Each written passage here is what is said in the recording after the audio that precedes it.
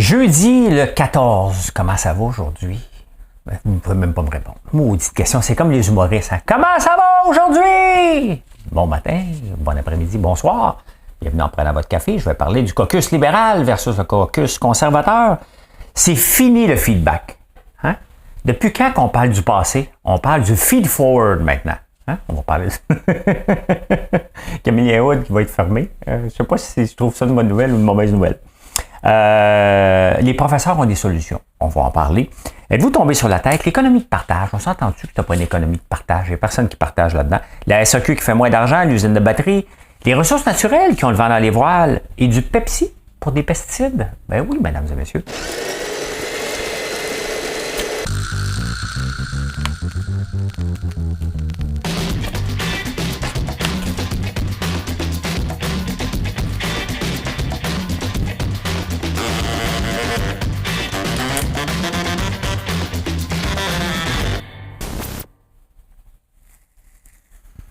Est-ce qu'il y a une opposition à Ottawa? On va parler de ça aussi. C'est le caucus libéral. Justin est arrivé à temps.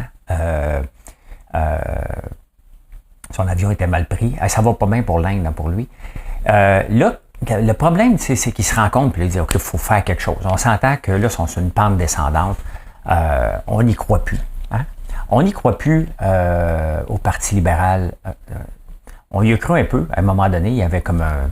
Hein? Il était charismatique. Puis est-ce qu'on veut des leaders charismatiques? Hein? Ou on veut des vrais leaders? Tu sais, Stephen Harper, là, tape la tête à tabarnouche, hein? Il a géré le Canada. Hein? C'est un maniaque de l'économie. Il lisait l'économie, tripait là-dessus. Justin n'a aucune idée, malgré ses années de premier ministre. Puis c'est pas juste pour planter quelqu'un, là. Mais tu sais, si tu étudies en art dramatique, ça se peut que l'économie, c'est pas ton dada, là. Hein? Moi, j'étudie pas en art dramatique. Parce que l'économie, c'est mon dada. Je sais pas pourquoi je dis dada. Là, ici, Pierre Bruno. L'économie est mon dada. Mais je mange l'économie. J'aime ça, les chiffres. Donc, c'est ma passion. Donc, quand tu viens pour gérer, vous allez me dire, mais c'est la même chose pour Valérie Plante. Hein? Il faut falloir, à un moment donné, on a voulu mettre de la gauche en pensant qu'il était pour être à l'écoute. Et finalement, qu'est-ce qu'ils font? Ils nous mettent dans le trouble financièrement. Solide. Puis à un moment donné, on n'est pas niaiseux, là. On le sait très bien qu'à un moment donné, il va falloir payer le bill. Ben, c'est ça qu'on se rend compte à un moment donné, qui est en train de se passer. Là, le caucus libéral vient tu sais, cet été, il a fait un remaniement, ça donne rien. Tu sais, à un moment donné, t'as beau brasser les cartes. Et le pire danger pour n'importe qui, puis même en affaires, c'est commencer à se copier sur notre compétiteur. Hein? Ah, notre compétiteur va mieux. Ah ben là, il faut que je m'adapte. Hein? Il y avait c'est drôle parce que dernièrement, vous me parlez constamment du baume à lèvres. Vous me demandez, hey, tu devrais lancer un baume à lèvres à l'érable. Bon, là, depuis longtemps, hein, notre baume à lèvres à l'érable. Et je checkais tantôt où est-ce que je me situais dans le SEO, dans Google, dans le fond. Et je suis dans les premiers, mais il faut que ça soit vraiment spécifique, le baume à lèvres à l'érable. Là. Donc, j'ai bien fait mon SEO, je suis premier. Le deuxième, c'était une cabane à sucre qui me copiait sur tout. Ils avaient lancé leur popcorn avec leur étiquette qui ressemblait aux miennes. La barbe à papa aussi avec le même genre de nom. Aucune imagination. Mais tu sais, suivre un compétiteur, l'affaire, c'est que tu vas toujours être le compétiteur, ben, celui qui se fait suivre, comme c'est dans mon cas. Je suis toujours en avance.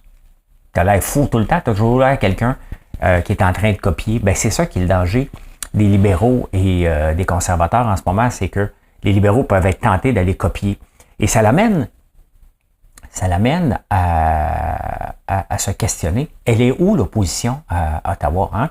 Techniquement, c'est un parti, les partis libéraux, qu'on a mis au pouvoir en disant on n'est pas tellement satisfait, fait que tu vas marcher fesses serrées. Fait que lui, pour pas marcher fesses serrées, tu allé voir le gars de plus gauche, puis il a dit m'a tout te donné, man. Hein?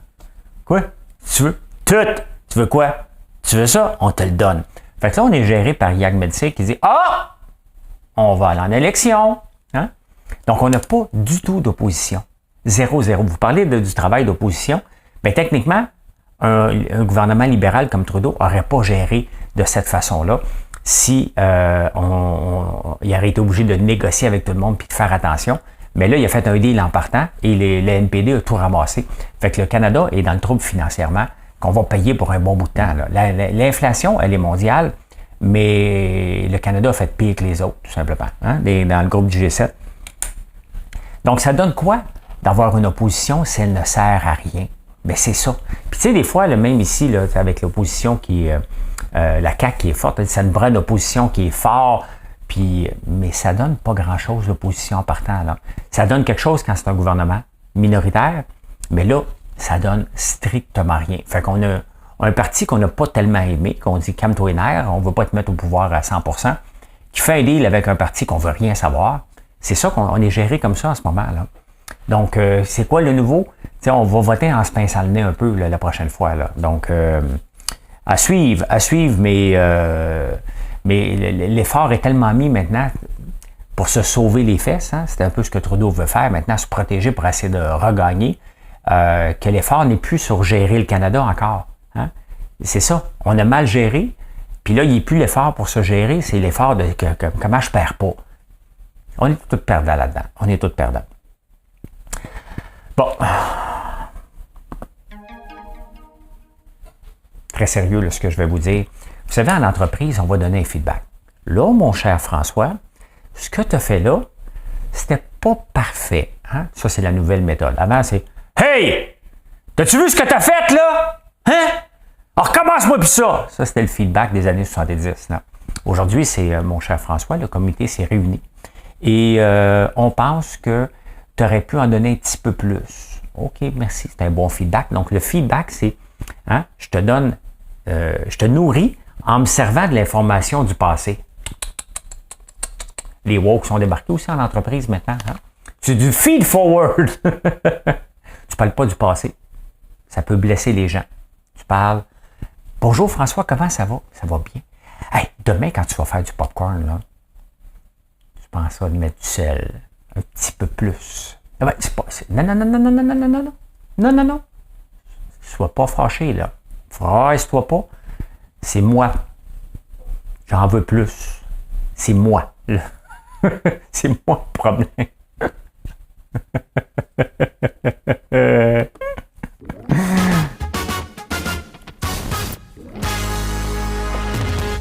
Ben, sans blague, j'en fais des blagues parce que ça me fait rire, mais c'est comme ça qu'on doit gérer aussi. Là, tu peux pas oser de toujours mettre. Regarde ce que tu as fait. C'est pas un chien qu'on apprend à faire ses besoins. Là, c'est autrement. Là, non, je n'ai pas de chien, fait que je sais pas comment les tomber.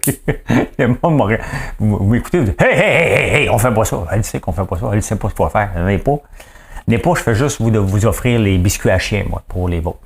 Ben écoutez, la mairesse a parlé, hein, faut gérer la ville de Montréal, fait qu'elle n'a pas le temps de gérer parce que je la regarde aller sur Twitter. Là, c'est Camille Hood, son obsession depuis toujours.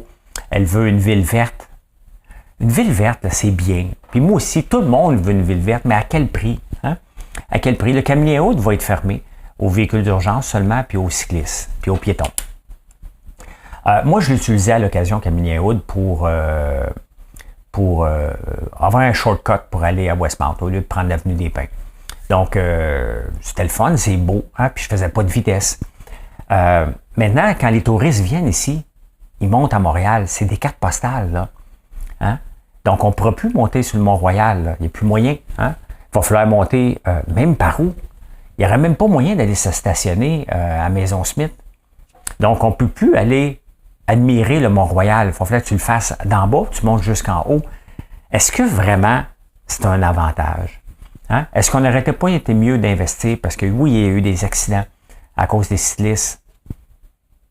Mais il faut quand même... Il y a combien de photos? Combien de touristes sont venus à Montréal et disent « Je peux aller voir le stade olympique du Mont-Royal? » Ça ne sera plus possible. Ça va être possible, mais il va falloir monter à pied. Est-ce que ça va nous tenter? Pas certain, hein? Même en haut, aller se stationner, ça ne sera plus possible. Donc, c'est vraiment ça qu'on veut de Montréal, notre carte postale.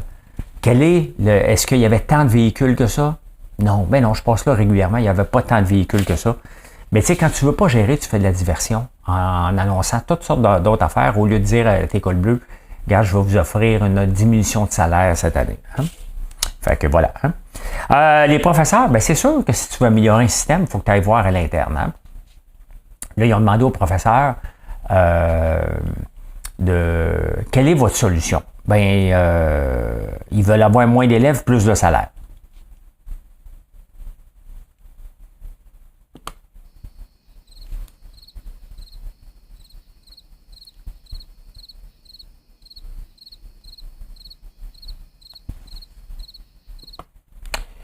C'est sûr. J'aime les profs, là. Mais c'est certain que si tu demandes, ben, nous autres, on veut avoir moins d'élèves parce que la charge est plus élevée. Et on veut aussi moins d'élèves. Donc, les classes en moyenne en ont 17. Regardez, Gaël, le fils à Marilyn, vient de rentrer dans une école privée. Ils sont 27 dans la classe. Donc, comment ça se fait que ça marche dans les écoles privées qu'il y en ait plus? Il y a certainement quelque chose qu'ils font de différemment.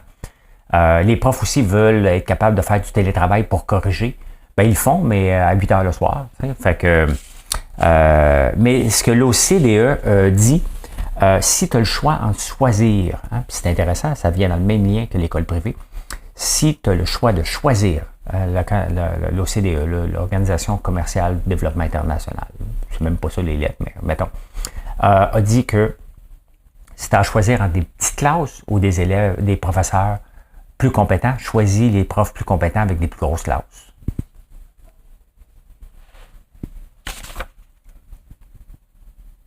J'ai marqué ça.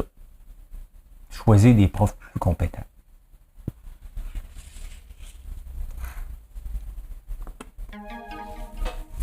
C'est simple les solutions, hein? C'est sûr que l'ancienneté, OK, n'a jamais aidé la société, là, OK? L'ancienneté, c'est une invention des syndicats. Et même les professeurs devraient avoir à se dépasser. Hein? On entend tout le temps parler que les professeurs veulent plus d'argent, tout le temps. Ce qui devrait gagner plus. Tout le monde dans notre société mérite de gagner plus. Là. Tout le monde. Mais à un moment donné, il faut regarder le système. Pourquoi il craque de partout dans le monde? Parce que c'est pas juste ici, ça craque de partout. Il y a une raison. Hein? C'est ça qu'il faut regarder. Il faut regarder les raisons. Est-ce que l'ancienneté aide pour offrir un meilleur service? Tu sais, poser cette question-là, on y répond pas mal. Hein? Donc, il faut regarder tout ça au complet. Et est-ce qu'on devrait garder des profs jusqu'à 55 ans?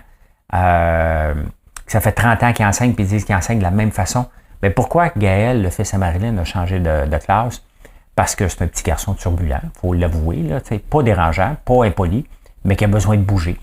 Et première journée d'école, il a dit hey, toi, tu vas aller chez le directeur si tu n'arrêtes pas de bouger. La première journée d'école, il y avait 2 heures de travail. 2 heures. Normal que les élèves soient excités un peu. Là. Tu n'essayes pas de casser les élèves, on n'est plus là-dedans aujourd'hui. Donc, il faut revoir les façons, c'est bien évident. Hey, le REM, avez-vous lu quelque chose de bon? Le prenez-vous, le REM, vous autres? Est-ce qu'il y a quelque chose de positif? Parce que c'est sûr que les journaux ne parlent que des choses négatives, hein? Mais dans les lettres ouvertes, à date, c'est juste du négatif. Il y a une femme qui habite à Marieville, elle raconte son histoire.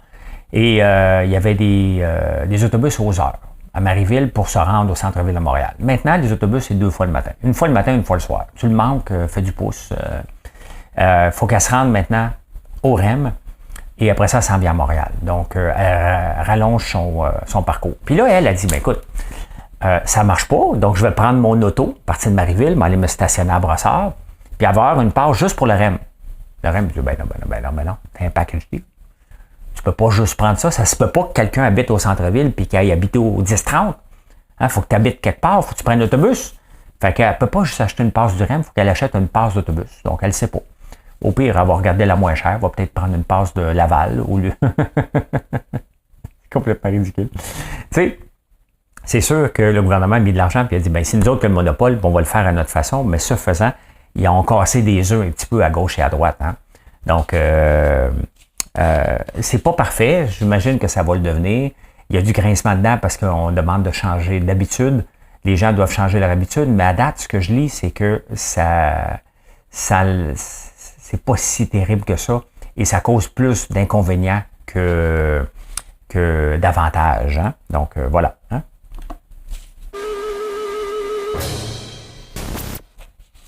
Hey, l'économie de partage, Uber, Airbnb, pour parler que ces deux-là, est-ce que c'est terminé? Est-ce que ça a déjà été une économie de partage?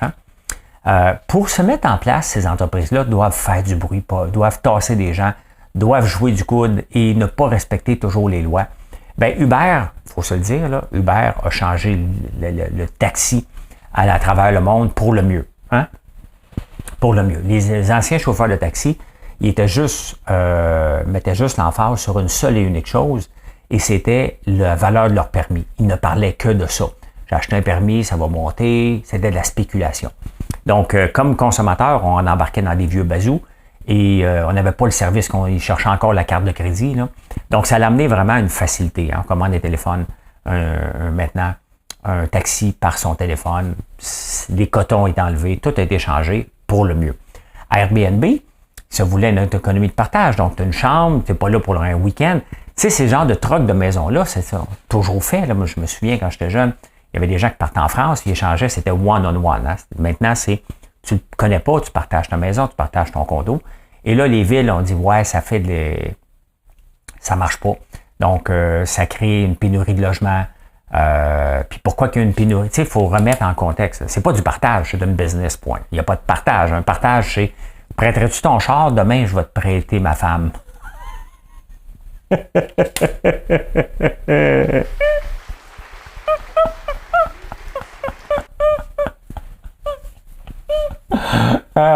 Ça, c'est du partage. Okay? Le reste, c'est une business. Okay? Tu ne partages pas ta maison, hein, tu la loues. Donc, est-ce que c'est en train de tomber? Bien, le titre de Airbnb va bien, mais on n'est plus dans l'économie de partage. Et pour changer, pour arriver dans un marché comme ça, il faut enlever l'ordre établi, il faut brasser la cage. Mais ça brasse un peu. Uber, maintenant, fait partie. Hein, il commence à dégager des profits, fait partie de notre vie. Et on l'accepte, ça a changé. Mais le problème, c'est qu'on blâme beaucoup Airbnb. C'est facile de trouver un coupable. Hein? Quand tu es politicien et que tu ne portes pas tes culottes, pourquoi qu'il y a une pénurie de logements à travers le monde? Il y a différentes raisons. Chaque pays a sa propre règle. Mais ici, hein, les règles sont trop contraignantes pour un propriétaire. Moi, là, j'ai pas d'Airbnb, puis j'ai pas de porte non plus. Il y a une seule et unique raison pourquoi j'ai pas de porte. Trop compliqué bâtir, trop compliqué gérer des locataires, ça m'intéresse pas. C'est ça qu'il faut se souvenir avant de blâmer Airbnb. Parce que là, c'est facile en mettant des bâtons dans les roues. Ça va être quoi la prochaine excuse? Hein? Les logements sociaux qu'il y a pas assez, il n'y a pas assez d'offres. Il n'y a pas assez de gens qui ont le goût de construire des portes pour qu'il y en ait trop sur le marché. Point final. Finance.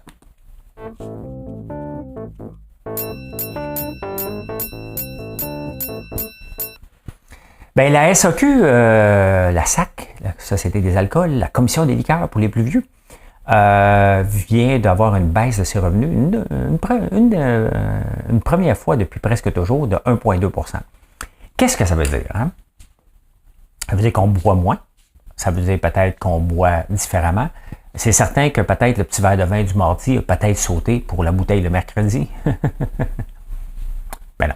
Ben on le voit avec les magasins de bière, les dépanneurs de bière qui ferment un après l'autre. Donc, c'est certain que l'offre externe est plus grande qu'avant. Là. Donc, c'est sûr que si on a le goût de prendre une bière, on n'ira pas à la SAQ. Si on a pris une bière, on ne prendra pas du vin. Donc, il y a eu une offre de bière énorme. Il y en a eu trop. Donc, il y en a qui ferment. Il y a une offre de gin aussi. Hein? On peut aller acheter notre gin. Non, ça, c'est trop complexe. Donc, ça baisse un peu. C'est normal que ça baisse. Et qu'est-ce qu'elle offre en conséquence? Elle coupe des rabais. Mais ça baisse aussi, il ne faut pas l'oublier. Puis c'est une bonne affaire, là, on va se le dire. Sauf qu'ils nous plantent des augmentations de prix comme si c'était normal d'augmenter des prix constamment au lieu d'essayer de faire mieux. Hein?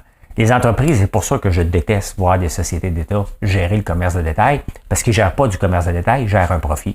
Le client n'est pas important. À SAQ Dépôt, tu peux avoir des rabais de 15 %. Bien là, pour contrebalancer la perte de revenus, ils vont enlever le 15 %. Une entreprise normale qui aurait une baisse de revenus, qu'est-ce qu'elle ferait? Elle offrirait plus de rabais, plus de package, plus de façons de faire du marketing. On comprend là, que son mentor un peu, il dit on ne fait pas la promotion ici, c'est l'alcool responsable. Ben, pas tout, hein? Pas tout. Vous voyez, vous allez voir que s'il perd de l'argent pendant 2-3 trimestres, le président de la SAQ, que j'ai oublié son nom, il va perdre son poste. Hein? Faut arrêter, là. On a besoin de ces milliards-là qui rentrent pour se payer les niaiseries qu'on fait, les dépenses niaiseuses qu'on fait au gouvernement. On a besoin de ça. C'est beau de dire, non, on s'en sert pour la santé, là. Mais la santé a le dos large en tabarnouche. Regardez l'hôpital Maisonneuve-Rosemont, 10 milliards pour 10 ans. Il va prendre 10 ans à construire un hôpital, tabarnak. On peut-tu faire venir une gang de Chinois, ils vont nous construire ça un mois. Il va y avoir des vis de fabrication, on le sait bien, là, mais bon, c'est pas tellement grave, là. Hein? En un mois puis 10 ans, on corrigera après pendant 10 ans, là. Fait que oui, on enlève les rabais, puis accuse les messages contre l'alcool. mais tu vas voir que 2-3 trimestres, là, où ce qui perd de l'argent, puis ce gars-là ne sera plus là non plus. Hein? Il ne sera plus là. Il faut qu'il trouve une solution. Et la solution, ce n'est pas en coupant les rabais, hein? C'est en faisant du meilleur packaging, de faire un gel de prix, d'offrir autre chose, tout simplement. Donc, ils sont déjà dans les jeans sans alcool, donc ils n'ont pas d'affaires là-dedans, mais ils sont là-dedans aussi. Hein? Les usines de batterie, vous savez que je ne suis pas un grand friand de tous les milliards qu'on dépense mondialement pour accueillir des compagnies de batterie, parce qu'ils vont tous s'emplir les poches puis ils vont sacrer leur camp avec des prêts pardonnables. C'est complètement inacceptable qu'on fasse ça. Il y a une étude qui vient de sortir que là, les derniers prêts, mettons comme à Stellantis puis toute la gang, là, ça ne sera pas rentable avant 2043. On est en 2023. Un retour sur investissement de 20 ans. C'est pas un barrage hydroélectrique là, qu'on sait qu'on va en avoir besoin encore, puis l'hydroélectricité a été définie, c'est comme ça. Hein? Ça ne sera jamais rentable. Y a-t-il vraiment quelqu'un qui pense que la batterie au lithium dans 20 ans n'aura pas évolué, qu'on ne va pas avoir une autre technologie qui existe déjà en passant, qu'on est en train de développer pour que ça dure plus longtemps? Tu sais, l'autonomie est un problème, la grosseur des batteries. Il y a de la recherche à côté dans le tapis en ce moment là-dedans, et le gouvernement ne gamble pas. C'est évident qu'on va perdre notre argent là-dedans. Ça va être parti. Et 20 ans pour un retour sur investissement, sincèrement. Là. Et qu'est-ce qu'il dit le gouvernement? Ça vaut la peine pareil. Mais c'est sûr que tu as l'aide d'un imbécile de l'avoir donné. Il faut que tu nous convainques. C'est gênant. C'est vraiment gênant. Et on va continuer à en donner parce qu'on ne veut pas être en retard. En retard de quoi? Hein? En retard de quoi? Fournissons les ressources. C'est ici on a les ressources. Et si c'est la Chine ou l'Allemagne qui font, laissons les autres pays les faire, les foutues batteries. On les achètera. Ça va coûter pas mal moins cher. Hein? Si on achetait les batteries d'ailleurs, on n'aurait pas à mettre autant de milliards sur la table pour avoir un retour sur 20 ans. Tu l'achètes de celui qui t'a vendu le moins cher, point final. Ressources naturelles, ça va bien. Ça va bien. Regardez ça. J'ai un fonds comme ça, puis je regardais mes placements. C'est pas moi, c'est pas le mien, là. Mais c'est mon fonds que j'ai depuis à peu près 10 ans. Et regardez, le retour sur 10 ans, c'est 7%, mais depuis 3 ans, 21%. Donc, il y a eu des hauts et des bas. Les ressources naturelles, là, ça varie en tabarnouche. Hein? Donc, et puis il y a du pétrole là-dedans. Donc, regardez quand même, hein, j'ai mis au moins 10 000. C'est peut-être en 2002, 2003 que j'ai acheté ça. Il y en a vraiment que j'ai fermé les yeux, je n'ai pas retouché. Regardez, mon 10 000 $ en 2001 en vaut 77 000 aujourd'hui. Il y a une belle poussée.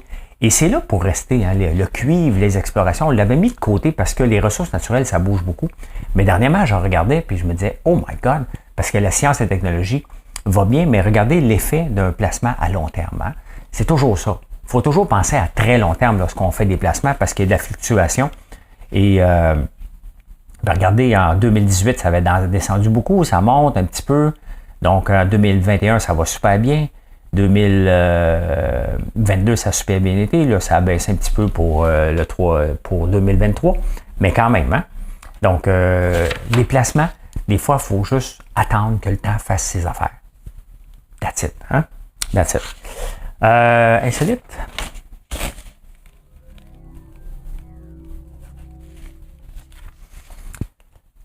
Ça coûte cher des pesticides. Moi, j'en mets pas. Hein? À moins que je sois obligé, mais bon, je veux protéger mes abeilles, donc j'en mets pas ces tournesols, j'en mets pas ces citrouilles, puis la nature fait sa job. Hein? En Inde, ils ont trouvé une façon inédite, insolite, de mettre des pesticides. Ça coûte cher. Mettons, ça coûte à peu près 20$ le litre, mettons.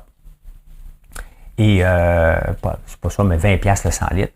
Et il y a quelqu'un qui a décidé d'essayer du Pepsi puis du Coca-Cola, parce qu'il y a des pesticides là-dedans. Et ça marche. Hein? Ça tue les mauvaises herbes. Puis la plante qui est protégée contre les pesticides, ben, elle survit. Hein? Fait que ça coûte le tiers du prix. Donc, tu arrives au dépanneur, l'agriculteur qui arrive avec son tracteur au dépanneur, va te prendre toute la côte, s'il vous plaît. Hein? Pourquoi? Pas tes affaires. Un party. Un party pour mes pétacs.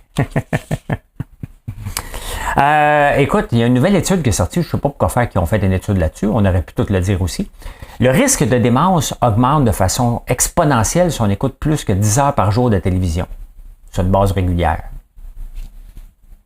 Ça se peut-tu que si tu écoutes 10 heures par jour de télévision sur une base régulière, que tu fais déjà de la démence avant même d'être installé devant la télévision, 10 heures par jour, On passe quand même beaucoup d'heures sur les réseaux sociaux. Moi, je calcule, mais parce que je travaille, là, ces réseaux sociaux, c'est 3h30, 4 heures par jour que je passe, même probablement plus.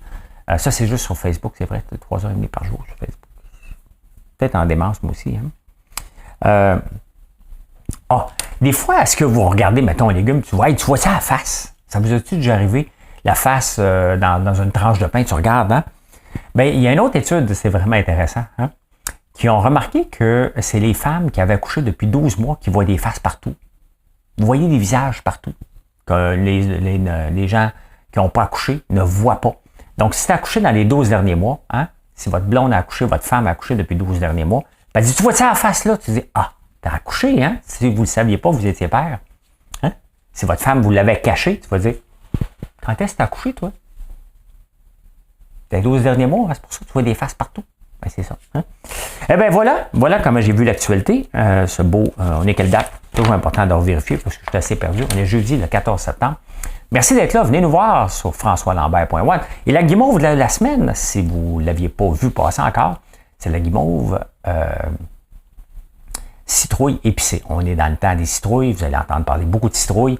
Nos produits, nous autres, sont toujours à l'année. On a le savon citrouille aussi. Puis, bien entendu, la bougie citrouille épicée. Ben voilà. Hein? Bonne journée tout le monde. Bye bye. Et venez nous voir sur françoislambert.one. O-N-E. Bye bye.